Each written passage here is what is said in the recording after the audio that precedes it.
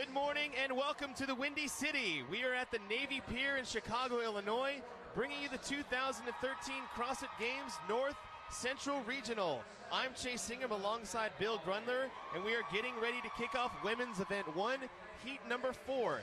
The day is going to start off with one of CrossFit's more famous benchmark workouts, Jackie. We're looking at a 1,000-meter row, 45-pound thrusters for 50 reps and 30 pull-ups. Bill, you've competed in the SoCal Regional in week 1.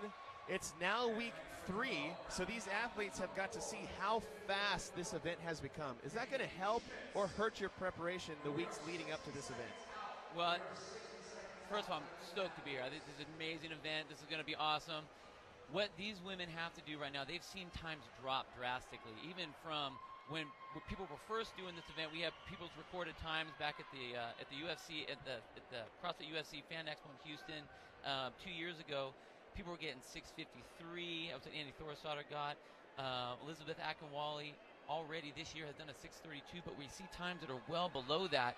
The times have dropped every week. Now it's time to put it to action and see what happens. The times has dropped every week. The event record for this Event 1 is set by Kalina Ladares at a time of 6:04. The time these women are chasing today was set by Madison Freeman at 6:51. These are your top 12 women coming out of the Open. It's time to see if we can kick off this event right, and we're going to see who's going to take the first event of the 2013 North Central Regional is about to go underway. The women are off, and they're going to start with a 1,000-meter row. Now, tensions are high. You know these athletes are hyped up. Are they going to race it or are they going to pace it? How's it going to play out here? I think with the row, it's a matter of how fast are you going to race it. You don't want to go full all out because you know you have the thrusters you have to deal with, but you can't go too slow. Right there you can see Elisabeth Akinwale taking a nice slow pace, but I tell you what, she has had some row training from Row Fit Chicago. She's prepared for this. Elisabeth Akinwale is on the left side of your screen in the white tank top. Your leader coming out of the Open this year, Deborah Corner-Carson in the pink top, and Stacy Tovar on the right side of your screen in the yellow top. These are your top 3 women from last year's regional. It's time to see if they can hit these top 3 spots going into this year. I think what's important right now is it's the very first event. They got a lot of nerves coming into this first event. They've seen it go down 2 weekends already. They don't want to blow out. However, if they take too long, it's going to affect them. The way Jackie works out is the times are so close together. All the times are close together. So if you come off too slow off the rower, or if you go out too hard and you have to put the bar down for the thrusters, it's going to drop you drastically from a 5th place to a 20th place. The top 3 women in the center of your screen look very smooth and in control, like you alluded to. Maybe not taken out too fast. We've seen today in the first 3 heats, the first person off the rower was not the first person to finish this event. Not at all. Jackie is basically 3 separate, well obviously it's 3 separate movements, all have different components to them. Jackie, the row, I don't know about you guys, I don't like to row. When I hear the row come up, I get nervous. Even though it's 1,000 meters, it's a whole game plan right there. The thrusters, they have to go unbroken. And then with the women, especially the pull-ups, the women that are going to be able to go unbroken on the pull-ups, that they're going to make a whole lot of time. But Jackie, the rope section of the Jackie is by far the longest part of this workout. We are passing the 2-minute mark here at the 2013 North Central Regional. Elisabeth Akinwale, followed by Deborah Carter-Corson and Stacy Tovar, your top 3 ladies coming through the Open. Most of these women we've seen are about sub 4 minutes on the row, but then it comes down to the thrusters. Is this row going to affect how they pace those thrusters, depending on how fast they take out this row? Yeah, absolutely. I mean, it's a very quad dominant, butt dominant movement with the row. You go right into the thrusters and know the weight isn't heavy to push overhead, but again, you're doing that full squat, coming all the way up, so you are using the exact same muscles going right into it. So you need to have a little gas going into there. Any of the women that put the bar down, that's going to instantly drop them down place-wise. And we said we didn't want to take the row out too quickly. Judge has his hand in the air. Deborah Corner-Carson is the first one, and that just means we have 250 meters left in this row. So she's there. Most of the judges' hands are in the air right now, so all these ladies are very close. Now, I know when my judge's hand went in the air, I got a little excited, but I realized I needed to pace it out a little bit there. Yeah, there's a portion where when I was on the road, same type of thing. Coming into that last 50 meters, I just kind of wanted to relax a little bit, get the last couple pulls in so that I can know that you can hammer the thrusters out. And I think a lot of women are probably going to do the same thing.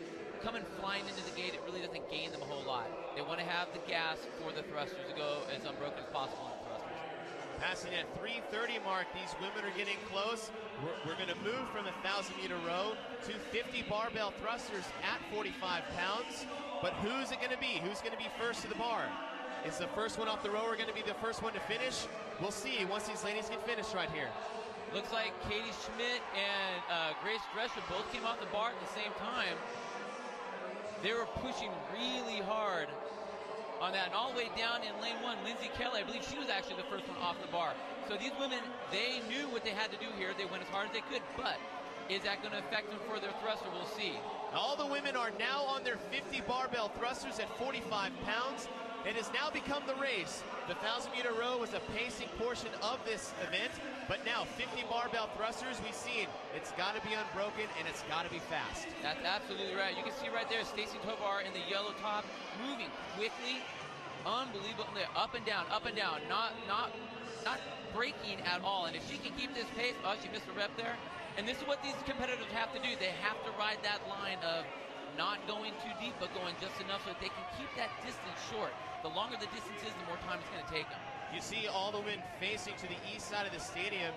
It's got to be a little bit of an advantage if you can see who's in front of you, knowing how fast they're pacing it out, especially for these top 3 women in the middle. Now for Stacy Tovar, just like who we were looking at in the yellow, all of her top competitors are behind her. So right there, Deborah Cardinal-Corson, she's able to see Stacy right in front of her. Elisabeth Akinwale can see both of them, so they can both pace. Stacy doesn't have that advantage. When these ladies hit 45 reps, the hand will be in the air, and there you see Stacy Tovar's judge. 1 rep left. She'll be the first to the pull-up bar.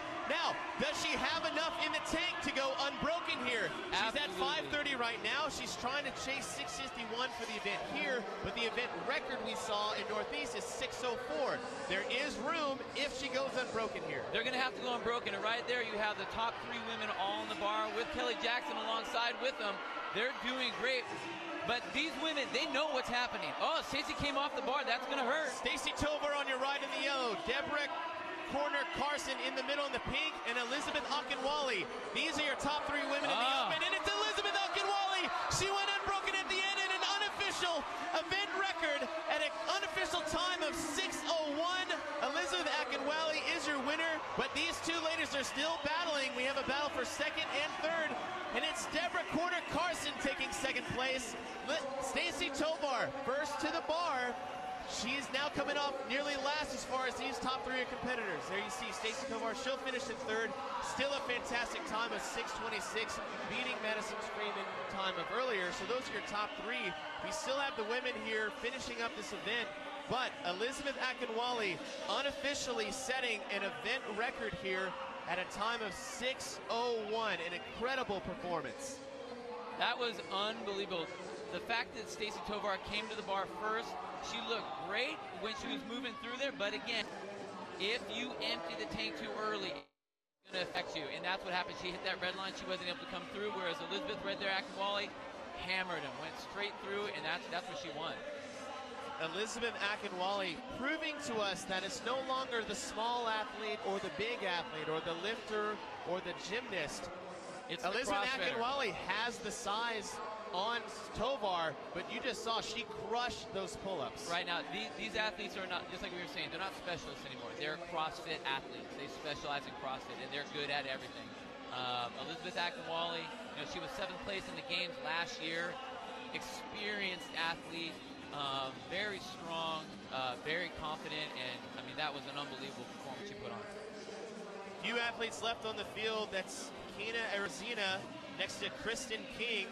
And then in lane 12, you see Katie Schmitz from CrossFit Fit Farm.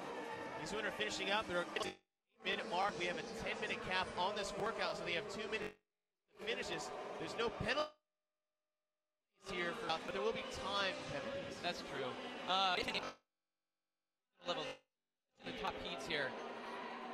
For women, pull-ups have always handstand pull-ups are an issue. Muscle-ups are an issue.